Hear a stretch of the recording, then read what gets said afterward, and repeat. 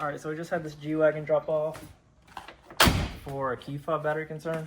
I know the battery's not dead because you got this little red light that comes on. I changed the battery whenever you dropped it off, hoping it's just that, but it's not. You can oddly make it work by only right there. So I feel like it's going to be like an antenna issue or something like that, but it's definitely a software related thing. It's not it's not the key, because it works just only in that one location. So I'm going to hook up the scan tool to it first and see what codes are there, and then we'll go from there. All right.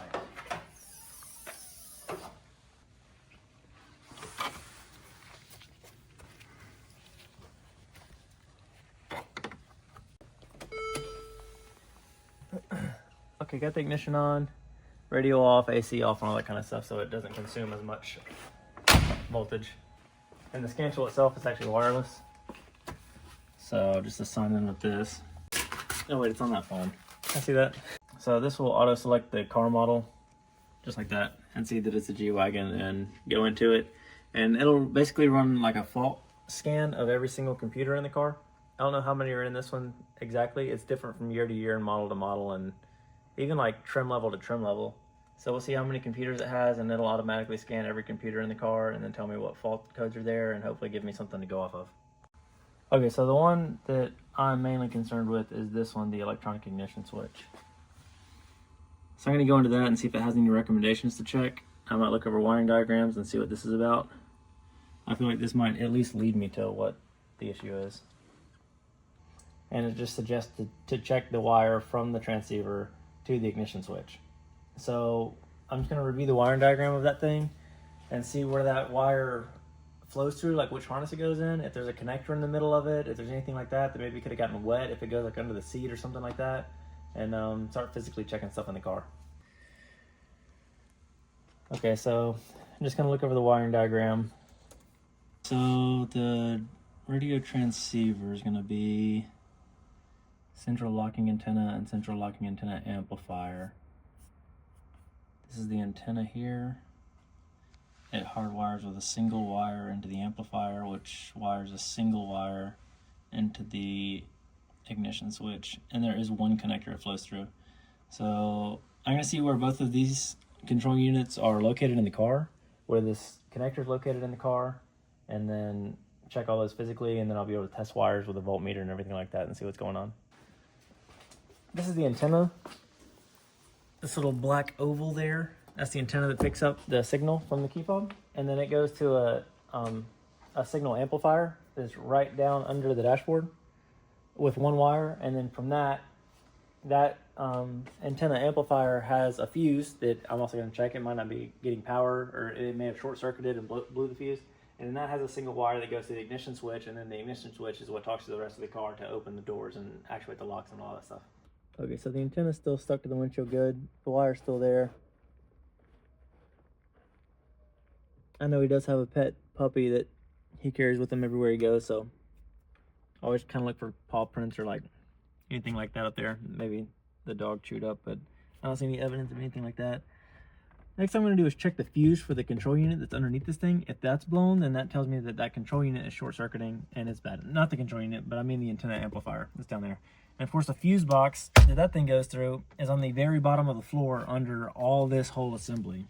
There's a small access panel for it on this side. Depending on where the fuse is located, I may be able to scoot the seat all the way forward or all the way back to get to it.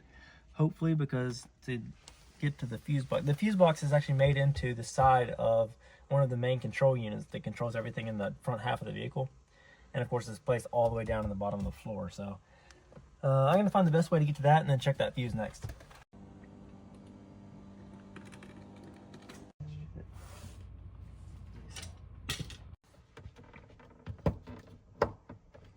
$51. 1, 2, 3, 4, 5. A 5 amp fuse should be this one. And unfortunately it looks perfectly fine. Okay, so it's not a fuse power issue. I mean, probably not a power issue. I'm gonna have to gain access to that control unit and start testing from there.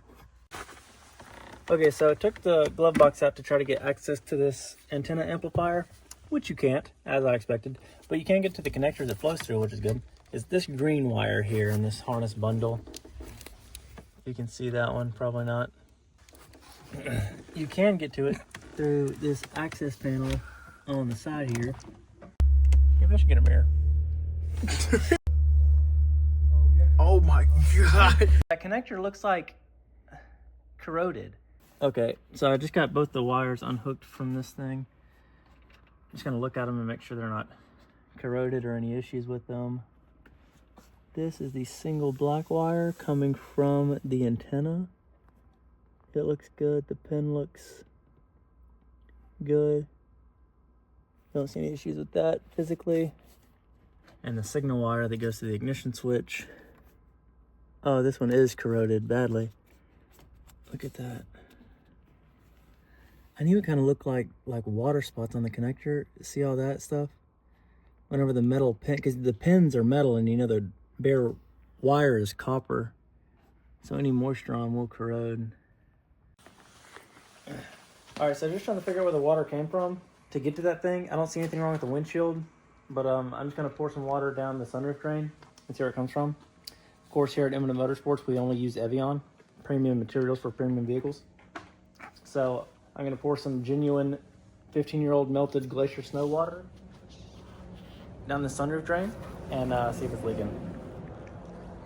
Carefully, of course.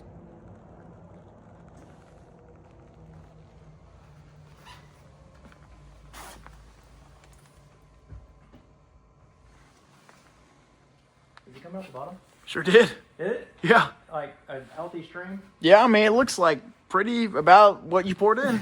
So probably. Like water got in there somehow at some point. Some liquid did. Maybe this windshield's been out at some point. Like at some point there was water that got down in there, and then over time it's corroded. Of course, it's all dry now. Is that moving? Yeah, it is. Right? It is. Are you filming? Yeah, I saw it. Do it again.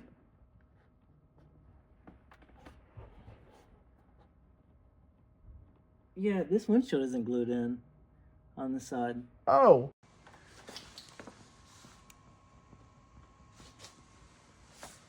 Yeah.